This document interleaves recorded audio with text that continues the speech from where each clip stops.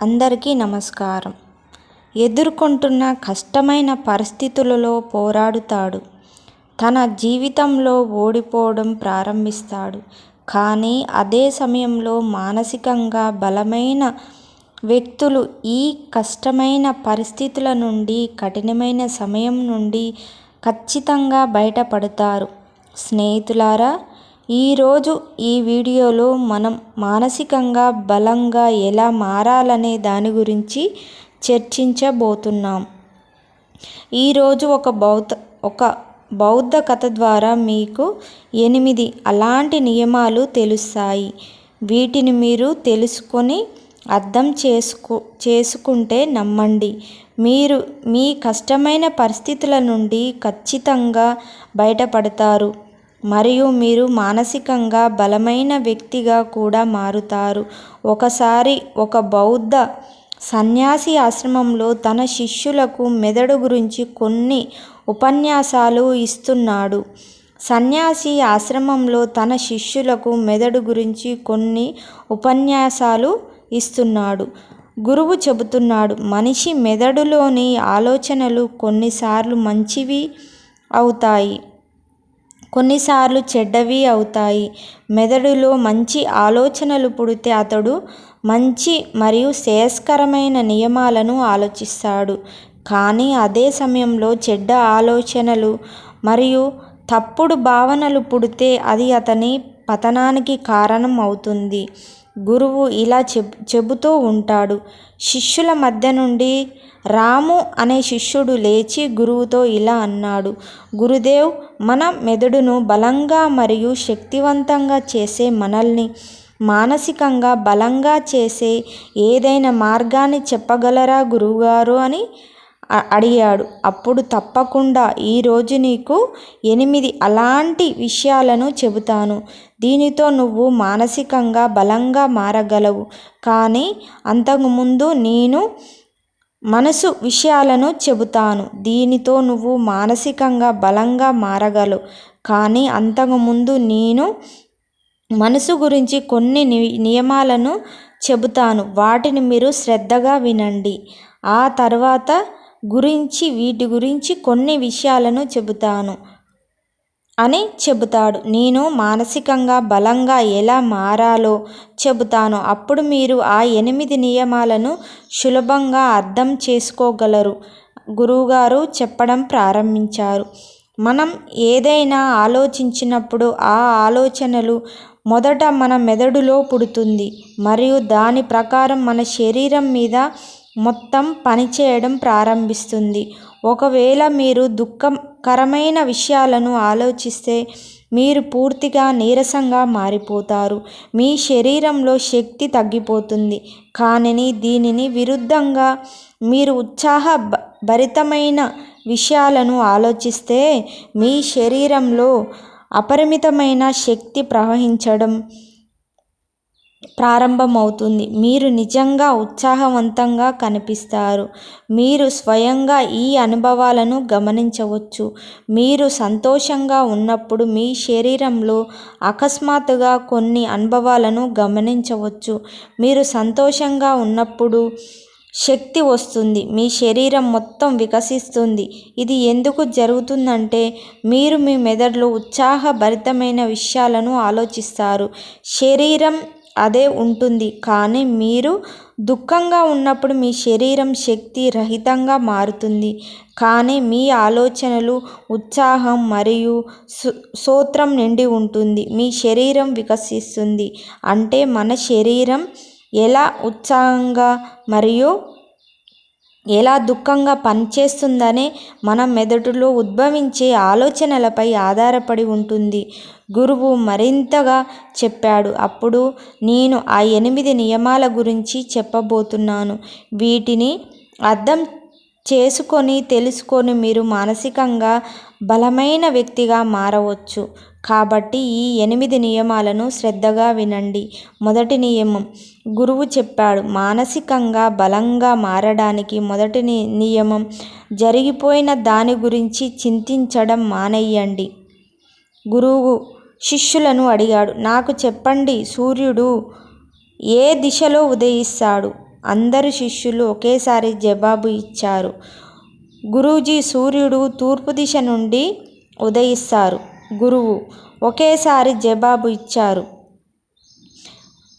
ఒకవేళ నేను సూర్యుడు పశ్చిమ దిశ నుండి ఉదయించాలి అని చెబితే అది ఉదయిస్తాడా? శిష్యులు చెప్పారు.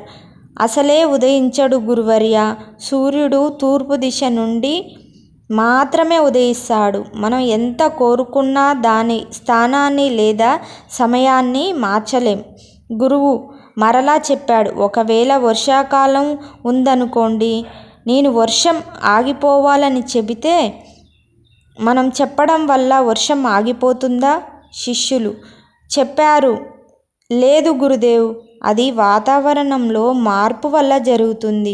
వాతావరణంలో మార్పు వచ్చినప్పుడు వర్షం ఆటోమేటిక్గా ఆగిపోతుంది. గురువు మళ్ళీ చెప్పాడు. ఒకవేళ నేను వేసవికాలంలో చల్లదనం పడాలని చెబితే అది జరుగుతుందా? శిష్యులు చెప్పారు. గురుదేవ్, మీరు సరిగ్గా వాతావరణ మార్పులపై ఆధారపడతాయి. ఇవి మన నియంత్రణలో ఉండవు. గురువు చెప్పాడు.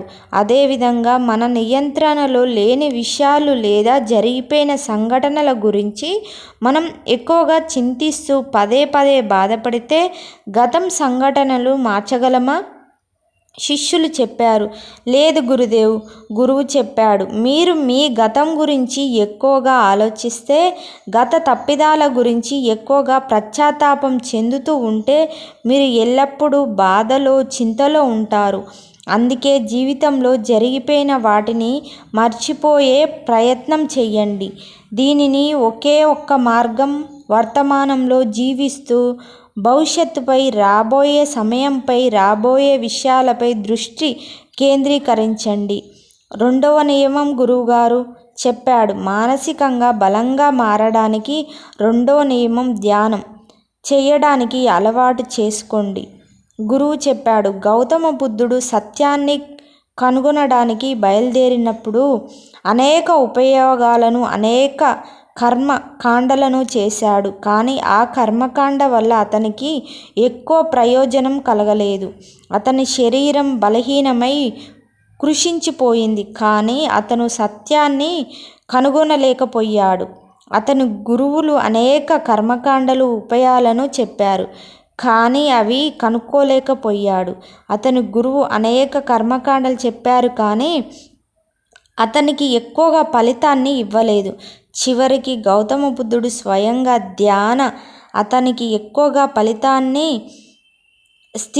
ధ్యాన స్థితిలో కూర్చున్నప్పుడు, ధ్యానంలో లోతుగా వెళ్ళడం ద్వారా అతనికి కనుక్కొనడానికి స్థితిలో కూర్చున్నప్పుడు బయలుదేరినప్పుడు తెలుసుకోగలిగాడు. ధ్యానం ద్వారా అతను తన అన్ని ఆలోచనలపై విజయం సాధించాడు.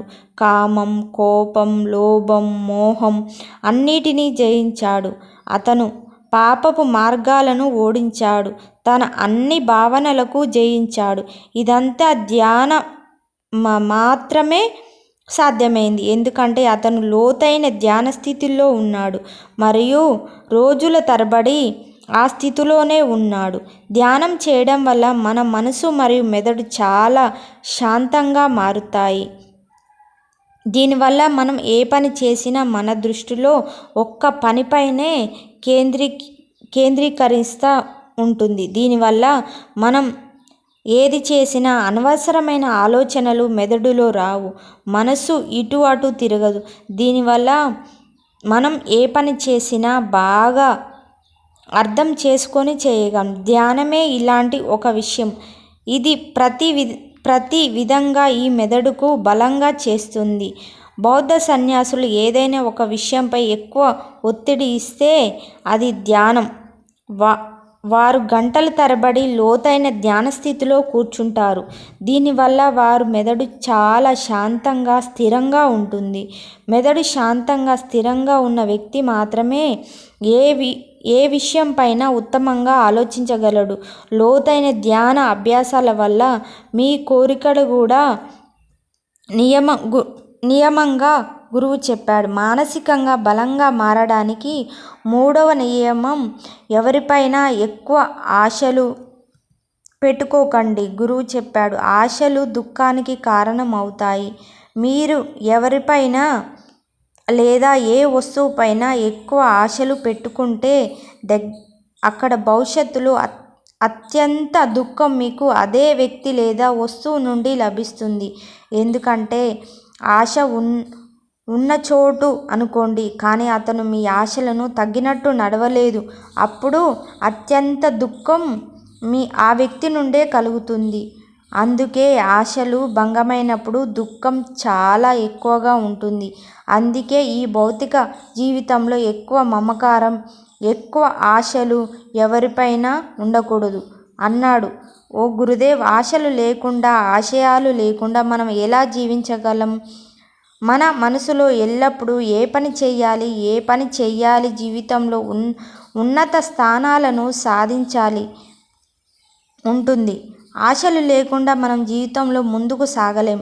గురువు చెప్పాడు, ఏదైనా సాధించాలనే కోరిక, గొప్పవాడు కావాలనే ఆకాంక్ష ఖచ్చితంగా మిమ్మల్ని ఉన్నత స్థానాలకు తీసుకెళ్తుంది. కానీ ఏదైనా చేయడానికి, గొప్పవాడు కావడానికి ఆశలు స్వయంపై ఉండాలి, ఎవరితోనూ, వస్తువుపై కాదు. నేను ఇక్కడ మనుషుల గురించి మాట్లాడుతున్నాను.